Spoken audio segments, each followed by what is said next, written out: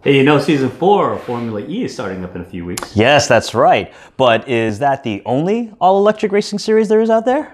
No, it's not. Let's find out about more. It's GEAR-1.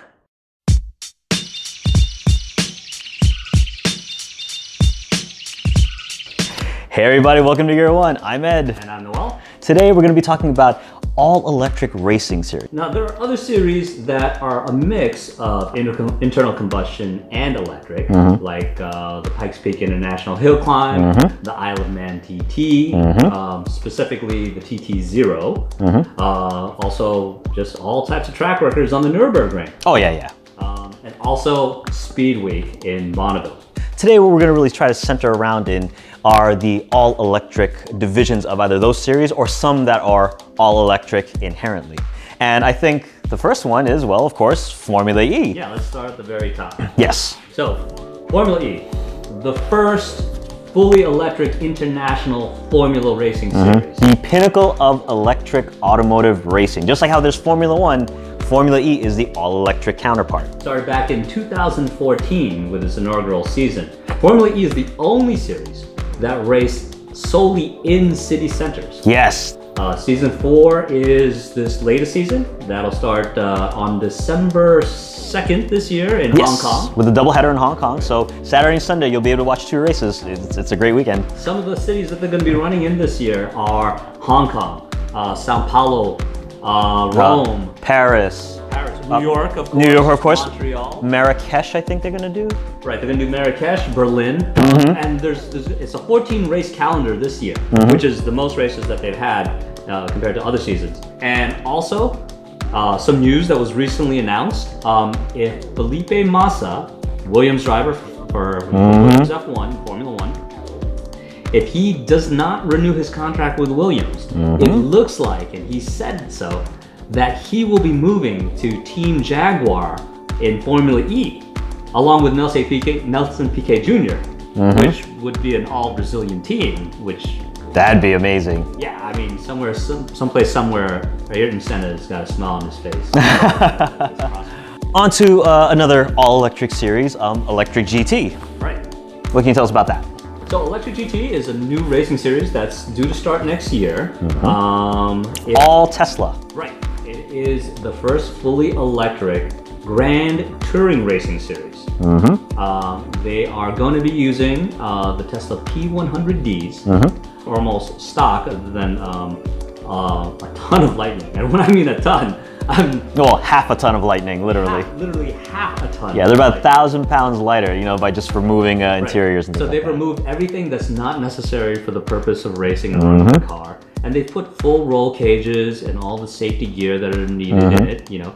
And they're still 1,000 pounds lighter than the original car. Now, one of the things that is very different about Electric GT than Formula E is that where Formula E is only on city streets, Electric GT is only on racetrack. They have the capability of a 250 kilometer per hour top speed. Their acceleration is blistering. Yeah, it's bonkers. 0 to 100 kilometers per hour in 2.1 seconds. That's faster than the P100D, of course. It's 1,000 pounds lighter. Oh yeah, exactly. A 795 horsepower dual motor setup. The teams are 2 cars each.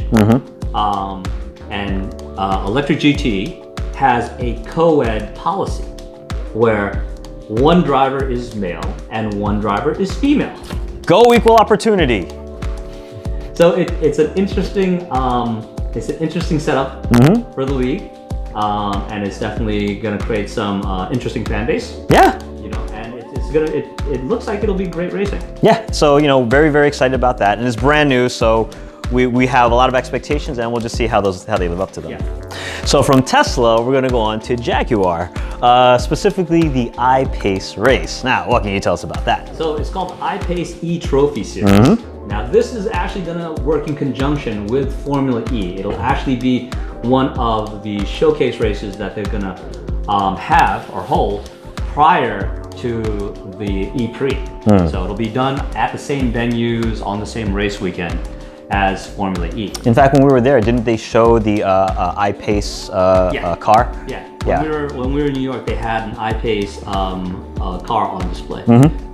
nice looking car. You know, it has great capabilities. If you go to the Jaguar's site on the iPace, it's an all-wheel drive crossover, 2-motor setup with the total output of about 395 horsepower, a 90 kilowatt hour battery, and the specs that they quote are the specs that they give are 0 to 60 mile per hour in 4 seconds. That's pretty fast for a crossover SUV. The series was announced earlier this year. They have 10 races scheduled for starting in 2018. So from these major manufacturers, we're going to move over to NEDRA, which stands for the National Electric Drag Racing Association. It's a series that you can get involved in. Yes!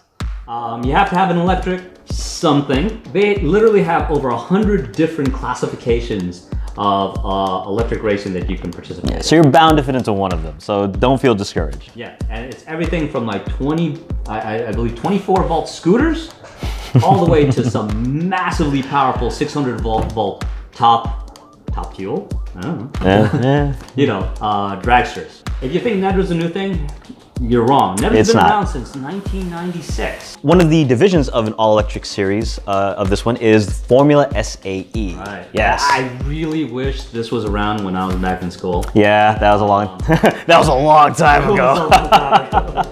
But I mean, this started back in 2013, and it's an offshoot of the very popular Formula SAE collegiate competition. They span something between a go-kart and a full-on Formula car. Yeah, in fact, there's that one developed by that Swiss university. Yeah, that university from Switzerland that holds the fastest non-drag racing record from 0 to 100 kilometers an hour. Yeah, it's like 1.5 or something like that seconds, something like that. So we've gone from major manufacturers to the pinnacle of racing to NEDRA, which you can get involved in. We've covered the whole collegiate aspect.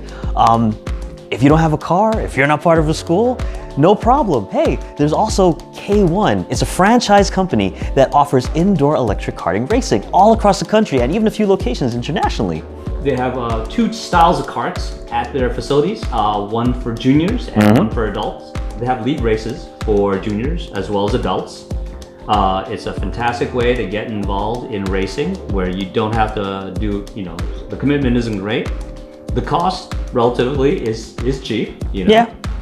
And it's a great time. And one of the really great things about it is because it's a franchise, you can actually see how you rank with other people all around the country. All the race series that we covered today, we're gonna put links below. Yes. That you can see and, you know, check them out. And be sure to like us and subscribe to us and leave your comments in the comment section below. With that, we're gonna sign off telling you I'm Ed and to be safe. And I'm Noel, telling you to stay fast. All right, we'll see you next time, everybody.